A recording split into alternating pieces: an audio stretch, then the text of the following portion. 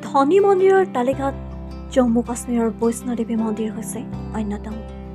৫,২০০ foot উচ্চতাত অৱস্থিত জম্মুৰ সুন্দৰ বৈষ্ণোদেৱী মন্দিৰলৈ প্ৰত্যেক বছৰে ১ কোটিতকৈও অধিক তীৰ্থযাত্ৰীৰ আগমন ঘটা দেখিবলৈ পোৱা যায়।